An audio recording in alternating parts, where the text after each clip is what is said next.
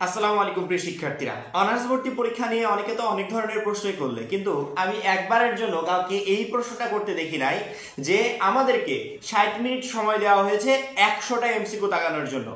এমনি ভর্তি ভর্তি পরীক্ষার কথা আমি বাদই দিলাম, এমনি আমাদের যে বোর্ড পরীক্ষাগুলো হয় এখানে আমাদের 25টা এমসিকিউর জন্য 25 মিনিট সময় দেওয়া হয়, বা 30টা এমসিকিউর জন্য 30 মিনিট সময় দেওয়া হয়।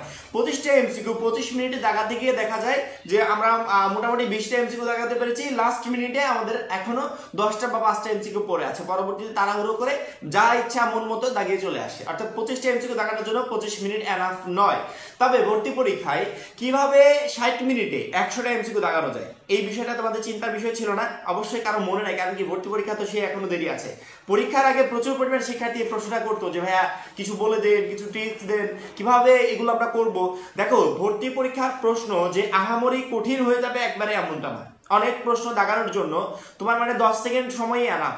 শুধুমাত্র প্রশ্নটা পড়বে আর গোল পূরণ করবে, বা প্রশ্নটা পড়বে আর দাগাবে, এনাফ। অনেক প্রশ্নের জন্য 1 মিনিট সময় লেগে যায়, বা 1 মিনিটের বেশি সময় লাগে চিন্তা ভাবনা করতে করতে। সেক্ষেত্রে অনার্স ভর্তি পরীক্ষায় বা ভর্তি পরীক্ষাগুলোতে গিয়ে যারা প্রশ্ন নিয়ে বসে চিন্তা ভাবনা করবে এরাই প্রচন্ড পরিমাণে বোকামি করবে। যে প্রশ্নটা একবার পড়বে ওইটা দ্বিতীয়বার পড়ার আর কোনো সুযোগ নাই। একবার পড়বে, পারলে দাগাবে, না পারলে ফেলে অন্যটা দেখবে। দ্বিতীয়বার পড়তে গেলেই ওইটা তোমার মাইনাস পয়েন্ট হয়ে যাবে, তখন তুমি আর ওই সুযোগটা পাবে না। অর্থাৎ ওই একটা এমসিকিউর পিছনে যে সময়টা দিচ্ছ, সাথে সাথে অন্য এমসিকিউর জন্য তুমি সময়টা নষ্ট করছো। সেক্ষেত্রে 60 মিনিটে কিভাবে 100টা এমসিকিউ দাগানো যায় আমি আমার মতো করে বেস্ট ওয়ে বলার চেষ্টা করবো। কারণ কি ভর্তি পরীক্ষা তো আর আমি দিব না, আমি গিয়ে তো তোমাদের এমসিকিউ গুলো দাগিয়ে দিয়ে আসবো না, শুধুমাত্র উপায়টা বলে দিতে পারি।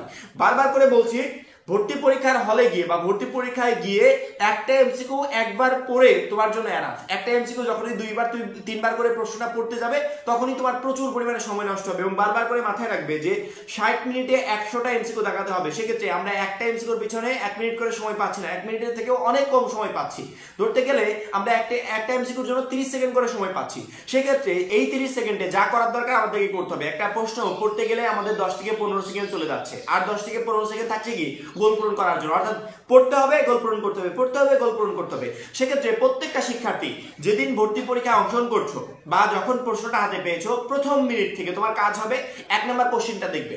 1 নম্বর কোশ্চেন যদি কমন পড়ে, যদি গোল পূরণ করার মতো, সাথে সাথে ওই মানে গোল পূরণ করে দিবে। পরবর্তীতে 2 নম্বরটা দেখবে, 2 নম্বরটা যদি কমন পড়ে গোল পূরণ করার মতো 2 নম্বরটা করে দিবে। 3 নম্বরটা পড়তে গেছো, 3 নম্বরটা পড়ে দেখলে যে কমন পড়ছে না, চিন্তা ভাবনা করতে হবে, 1-2 মিনিট চিন্তা ভাবনা করতে হবে, ওটা রেখে দাও। পরবর্তী 4 নম্বরে চলে যাবে, 4 নম্বরটা কমন পড়লে গোল পূরণ করে দিবে, যদি না পড়ে ওইটা রেখে পরবর্তীটা চলে যাবে। অর্থাৎ তুমি প্রশ্নটা একবারই পড়বে, একবার পড়ার পরবর্তীতে তোমার যদি মনে হয় যে প্রশ্নটা কমন আসছে তখন ওইটা সলভ করবে। যদি মনে হয় যে প্রশ্নটা কমন আসে না, আমাকে চিন্তা ভাবনা করতে হবে, ভাবতে হবে, সেক্ষেত্রে স্কিপ করে পরবর্তী প্রশ্ন চলে যাবে। বারবার করে মনে রাখবে, একটা প্রশ্নের জন্য তুমি 30 সেকেন্ড বা 30 সেকেন্ড সামথিং প্লাস কিছু সময় পাচ্ছ, 1 মিনিট সময় তুমি পাচ্ছ না। এই 30 সেকেন্ডে যা করার তাই তোমাকে করতে হবে।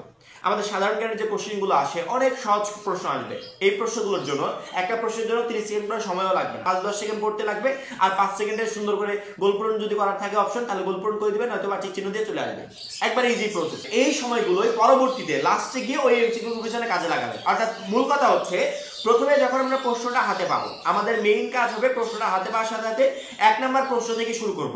যে প্রশ্নটা কমন আসে, যেগুলো আমাদের কমন আসে ওইগুলো এমসিকিউ দেখানোর জন্য আমাদের 30 সেকেন্ড সময়েরও প্রয়োজন হয় না, শুধুমাত্র প্রশ্নটা পড়তে যায়। তার সাথে সাথে যদি দেখি কমন আসছে, যে অপশনটা আছে, সাথে সাথে গোল পূরণ করে দিব, বা টিক চিহ্ন করে দিব, বা খাতায় লিখে দিব। অর্থাৎ আমার 30 সেকেন্ডেরও কম সময়ে যেগুলো কমন আসবে ওইগুলো হয়ে যাবে। মনে করো 100টা এমসিকিউর ভিতর 50টা তোমার কমন, বা 100টা এমসিকিউর ভিতর মিনিমাম 40টা তোমার কমন। এই 40টা এমসিকিউ দেখানোর জন্য এক একটা এমসিকিউর পিছনে 30 সেকেন্ড করে সময় তোমাকে দিতে হবে না। 30 সেকেন্ডের অনেক কম সময় তোমার এমসিকিউ গুলো দাগানো হয়ে যাবে। এখন এই 40টা এমসিকিউ সুন্দর করে প্রসেসিং করে দাগাতে গিয়ে যখন তুমি দেখছো এখান থেকে তোমার অনেকটা সময় বেঁচে যাচ্ছে, তখন এই এক্সট্রা সময়গুলো, যেই এমসিকিউ গুলো নিয়ে প্রবলেম, যেগুলো নিয়ে তোমাকে 1 মিনিট পর্যন্ত ভাবতে হবে, চিন্তা ভাবনা করতে হবে যে কোনটা সলভ হবে, তখন গিয়ে তুমি এগুলো করবে। তোমার মেইন কাজ হবে প্রথমত যেগুলো পারবে সেগুলো আগে সলভ করবে। এখান থেকে তোমার প্রচুর পরিমাণে সময় বাঁচবে। 100টা এমসিকিউ 60 মিনিটে দাগাতে হবে, অবশ্যই তোমাকে সময় বাঁচাতে হবে। সময় না বাঁচাতে পারলে তুমি কখনো 60 মিনিটে 100টা এমসিকিউ করতে পারবে না। প্রথমেই টার্গেট যেগুলো পারবো সেগুলো অল্প সময়ের ভিতর সলভ করে ফেলবো। অনেকগুলো এমসিকিউ কনফিউশন থাকে যে এইটা হবে কি ওইটা হবে, ওইটা হবে কি ওইটা হবে। পরবর্তীতে দ্বিতীয় ধাপে, প্রথম ধাপে তোমার অল্প সময় যেগুলো পারছো সবকিছু কমপ্লিট, পরবর্তী দ্বিতীয় ধাপে যেগুলো তোমার কনফিউশন আছে ঠিক আছে, 30 সেকেন্ড 40 সেকেন্ড ভাবতে হবে, তখন ওই কনফিউশনগুলো নিয়ে কাজ করবে, কনফিউশনগুলো কাজ করে ওইগুলো তুমি সলভ করার চেষ্টা করবে। এবং লাস্ট পর্যায়ে যেগুলো তোমার একেবারে পারো না, মিলাতে পারছো না, প্রবলেম হচ্ছে, একটু কাজ করতে হবে বেশি সময়, লাস্টে তুমি ওইগুলো নিয়ে কাজ করবে।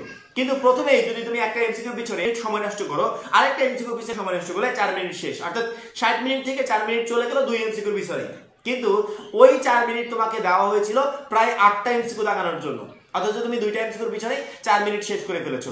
সেক্ষেত্রে আমরা পরীক্ষার হলে গিয়ে ওই ধরনের বোকামি না করে আমাকে আগে থেকে এর প্ল্যানিংটা সাজিয়ে নিতে হবে, যে আমি যখনই পরীক্ষার হলে গিয়ে বসবো সাথে সাথে আমার কাজ হবে এমসিকিউটা পাওয়ার সাথে সাথে, যখনই আমার প্রথম সেকেন্ড থেকে সময়টা শুরু হয়ে যাচ্ছে তখনই আমি কি করব, আমি প্রথমত একটা একটা করে এমসিকিউ পড়বো আর সলভ করবো, পড়বো আর সলভ করবো। হঠাৎ করে একটা এমসিকিউ বেঁধে গেছে যেটা আমি পারি না, কনফিউশন হচ্ছে, ভাবাভাবি সময় নাই, ওটা থাক, পরবর্তী এমসিকিউ শুরু করে দিই। অর্থাৎ যেগুলো একবার 100% শিওর পারবে ওইগুলো সুন্দর করে 30 সেকেন্ডও সময় লাগবে না একটার জন্য, অল্প সময়ে সুন্দর প্রসেসিং করে দাগিয়ে বেরিয়ে চলে আসবে। আর যেগুলোতে তোমার কনফিউশন থাকে অল্প অল্প, যে ক হবে কি খ হবে, গ হবে কি ঘ হবে, এগুলো কনফিউশন থাকে না, যখনই তুমি অল্প সময়ে যেগুলো পারছো এগুলো কমপ্লিট করে ফেলেছো, পরবর্তী ধাপে তুমি কনফিউশন গুলো নিয়ে কাজ করবে। একটা কনফিউশনের পিছনে 30 থেকে 40 সেকেন্ড করে সময় দিবে বা 50 সেকেন্ড করে সময় দিবে।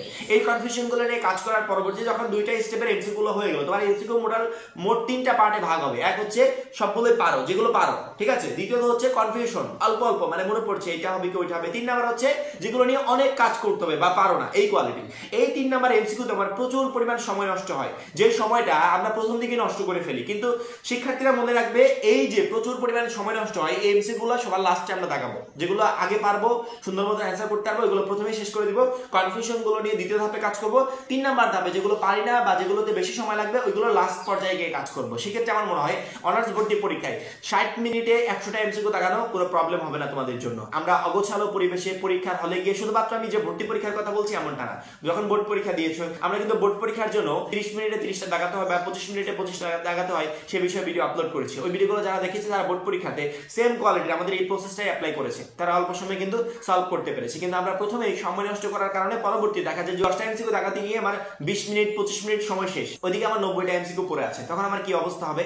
অবশ্যই প্রত্যেকটা শিক্ষার্থী এই বিষয়গুলো মাথায় রাখবে এবং পরীক্ষায় যাওয়ার আগে পরীক্ষার হলে গিয়ে কি করবে সেই রোডম্যাপটা তৈরি করে রাখবে, সেই প্ল্যানিংটা করে রাখবে। হঠাৎ করে সামনে পড়লো আর ইচ্ছা মতো করে দিলাম, কখনো তুমি অনার্স ভর্তি পরীক্ষায় উত্তীর্ণ হতে পারবে না। শুধুমাত্র অনার্স ভর্তি পরীক্ষা না, যে কোনো ভর্তি পরীক্ষার ক্ষেত্রে এই বিষয়গুলো মাথায় রাখবে এবং সেই অনুযায়ী কাজ করার চেষ্টা করবে। যেহেতু আমাদেরকে সাবজেক্ট ওয়াইজ পাস মার্কটা করে নাই, যে বাংলাতে এত পেলে পাস, ইংরেজিতে এত পেলে পাস, আমাদেরকে বলেছে টোটাল নাম্বারের ভিতর থেকে 35 পেলেই পাস। সেক্ষেত্রে আমাদের টার্গেট থাকবে 35টা, আমাদের টার্গেট থাকবে আমি মিনিমাম 50 প্লাস নাম্বার যাতে তুলতে পারি, এবং সেই টার্গেট নিয়ে পড়াশোনা করবে। ইনশাআল্লাহ তুমি ভর্তি পরীক্ষায় ভালো নাম্বার পেয়ে উত্তীর্ণ হতে পারবে। এবং আমরা তো সাজেশন আপলোড করছি, গাইডলাইন তো দিচ্ছি, আমাদের প্রত্যেকটা গাইডলাইন প্রত্যেকটা সাজেশনের উপর ফলো করবে, ইনশাআল্লাহ অনার্স ভর্তি পরীক্ষায় তুমি একটা ভালো রেজাল্ট করতে পারবে। আসলে টপিকটা খুবই গুরুত্বপূর্ণ ছিল ভর্তি পরীক্ষার আগে, সবথেকে গুরুত্বপূর্ণ টপিক আমার মনে হয় এটাই হবে, যে শিক্ষার্থীরা তখন প্রচুর পরিমাণে প্রশ্ন করবে। এই জন্য আমি আগে থেকেই ভিডিওটা আপলোড করে দিলাম। অনার্স ভর্তি বিষয়ক সকল গুরুত্বপূর্ণ আপডেট আমাদের এই চ্যানেল থেকে পাবে, তার জন্য অবশ্যই আমাদের চ্যানেলটাকে সাবস্ক্রাইব করে পাশে বেল আইকনটাতে ক্লিক করে রাখবে। সবাই ভালো থাকবে, সুস্থ থাকবে, আল্লাহ হাফেজ।